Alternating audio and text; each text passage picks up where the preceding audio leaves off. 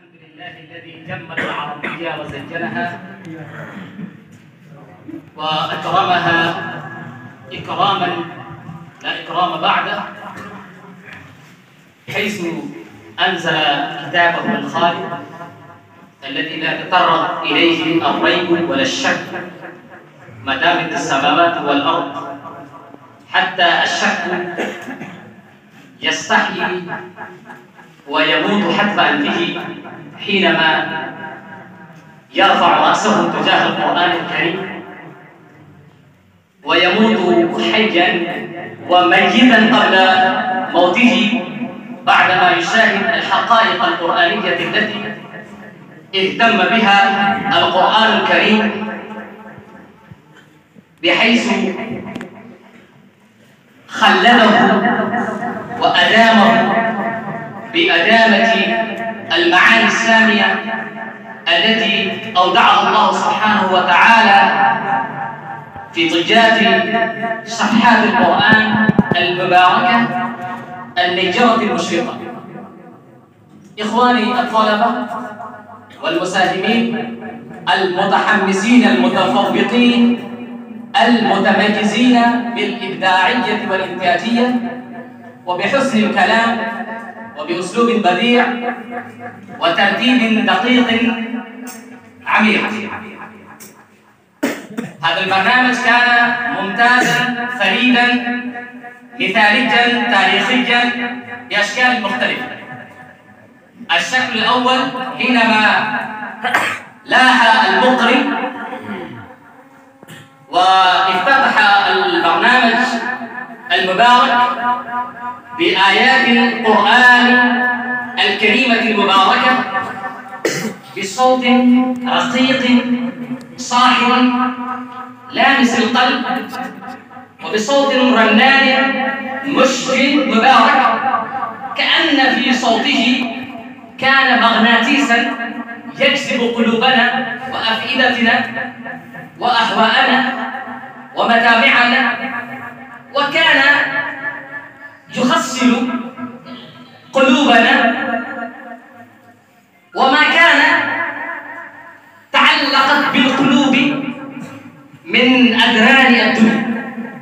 ففي الحقيقة هو قدم جوءا مناسبا ملائما للحفلة بتلاوة رنانة كريمة مباركة، حتى كان هذا الفصل يتموج بموجاته، وكان هذا الفصل يهتز بهزات كل آية يتلو بها ويتقدم بها، حتى هو انتهى من تلاوته ولكن خلف أثرا بديعا كبيرا على قلوبنا.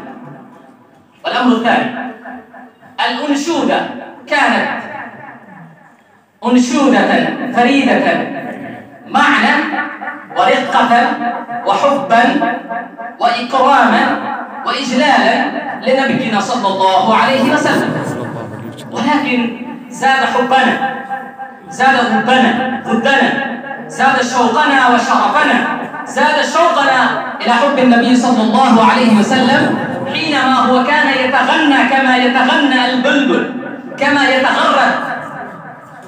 يتغرد الطير بصوت فيه حدير، فيه رقة، فيه نعومة، فيه لذة ومتعة وفرحة وبهجة.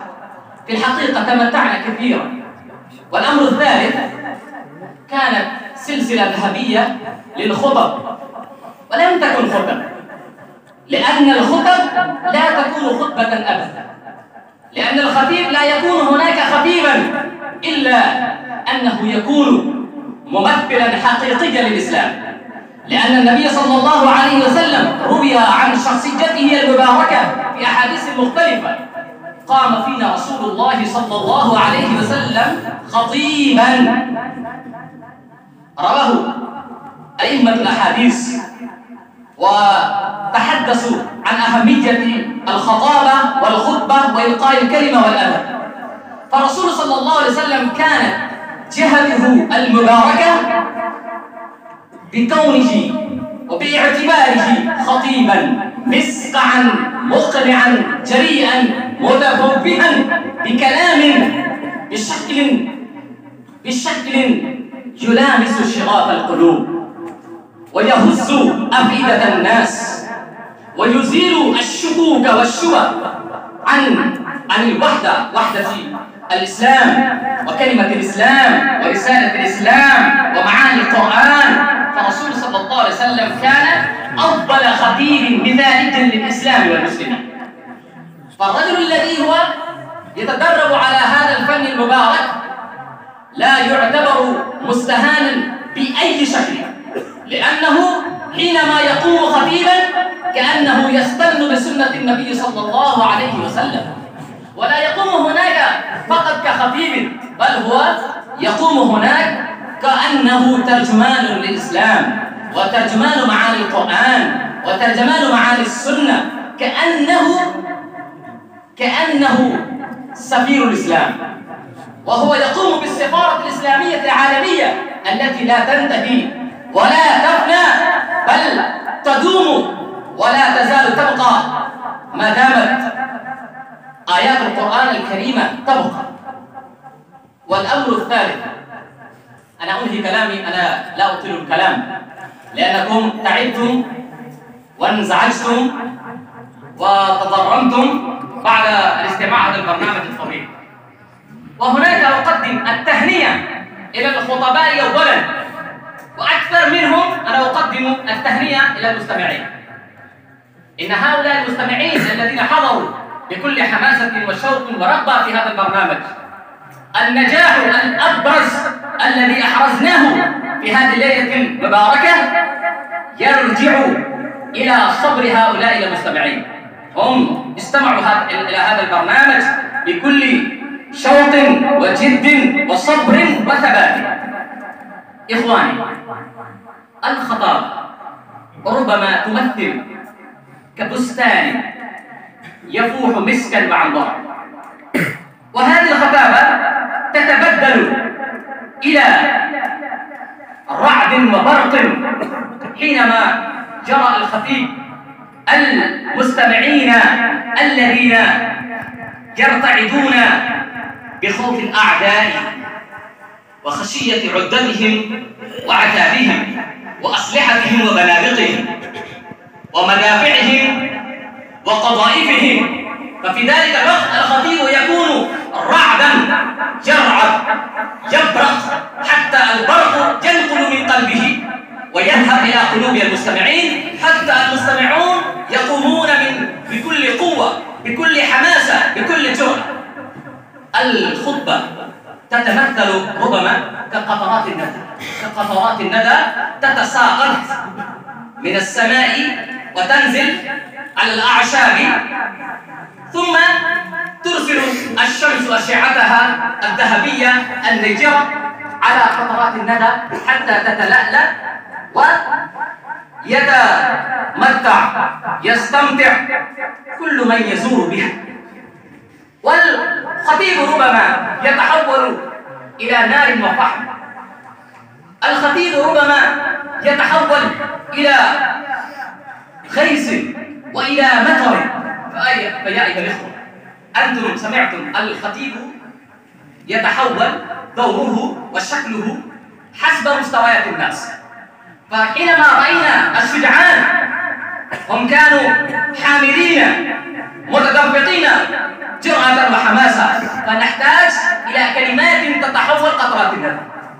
وحينما نحن نرى الناس نائمين شاعرين بالإخفاق والإهباط والهزيمة النكراء، فلا بد أن يأتي الخطيب كالأسد يزأر، وفي زئره تكون الهمة والحركة والحياة والنشاط والقوة، حتى الرجال الذين يوجدون نائمين أمامهم يستيقظون من سحابهم ومن نومهم ومن غفوتهم ويتحركون للعمل الذي يدعوهم إليه.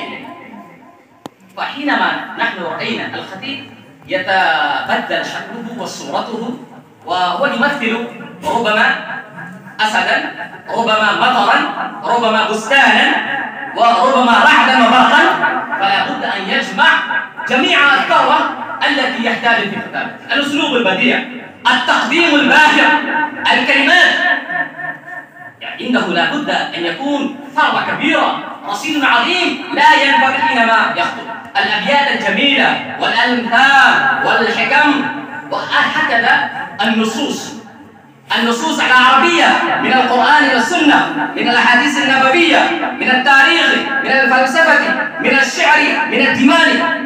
حينما تجتمع هذه العناصر في خطيب فهو يكون خطيبا مسعا مقنعا مبهرا، يبهر عيون الناس ويستهوي قلوبهم ويمتلك أفئدتهم، حتى الناس يقولون هذا البرنامج يكون برنامجا ناقصا لأن هذا الخطيب لم يحضر. وآخر دعوانا الحمد لله رب العالمين. ما شاء الله، جزاك الله خير وأحسن جزاك يا أستاذي المكرم. الأخير